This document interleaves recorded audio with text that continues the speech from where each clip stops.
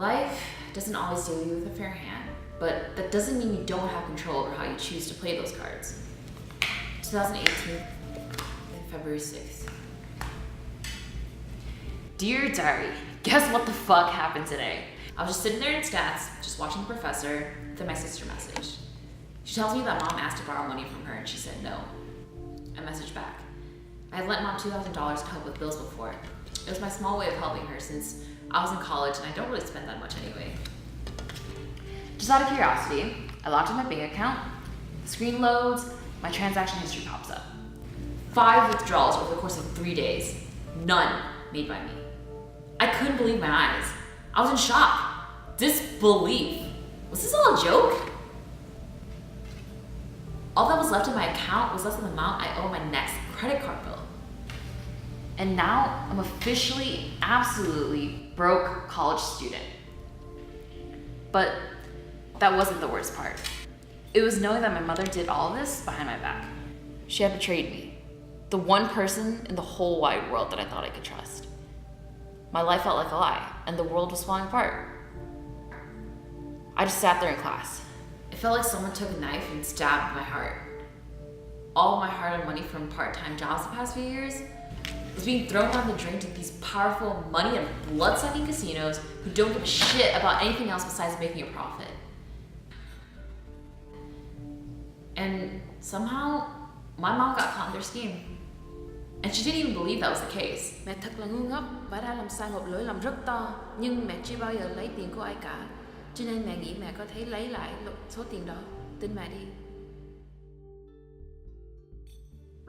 And that's something you learn as you get older.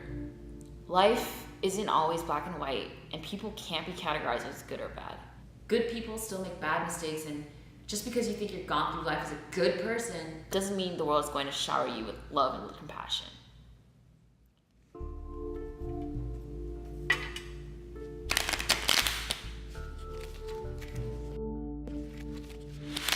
(2009) Mom had been worried about how she was going to pay for my sister's college education. She's never home anymore. We eat out basically every single day. Every night, it's either McDonald's, Panda Express, or Panera. We come home from school, shower, and eat dinner on our own. The house that used to be filled with the smell of Mom's baked pho, baked salmon, or pho ball now felt so empty. We were waiting for our mom to come home, to come back to us. 9 years later, another relapse.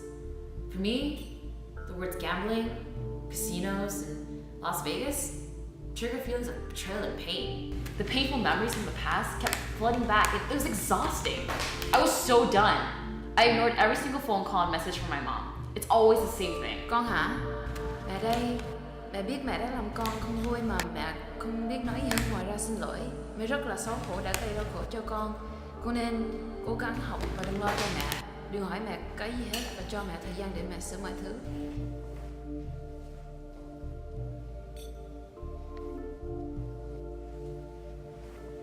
No one knows how much it hurt having to avoid talking to my mom. She was the one person I could always turn to.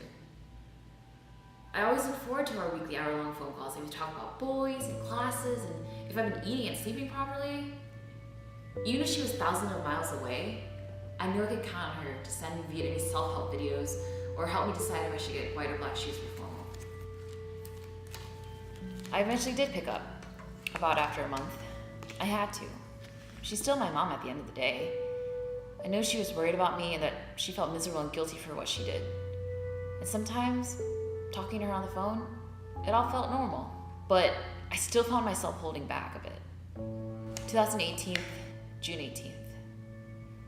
I'm home for summer break, and Mom and I are eating dinner again at the dinner table for the first time in a while. We talk.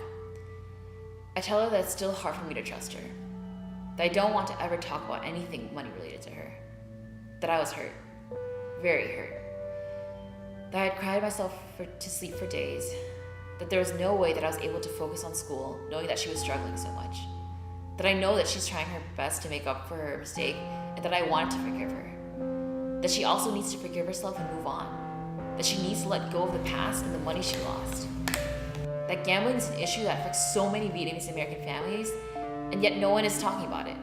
I don't understand. That I wish that there was more conversation, resources, and visibility surrounding this invisible problem. I do wonder if there were resources and transparency, if it would have been handled better, if the relapse wouldn't have happened. But that's not reality. The best I can do now is give her another chance. And that's enough for me.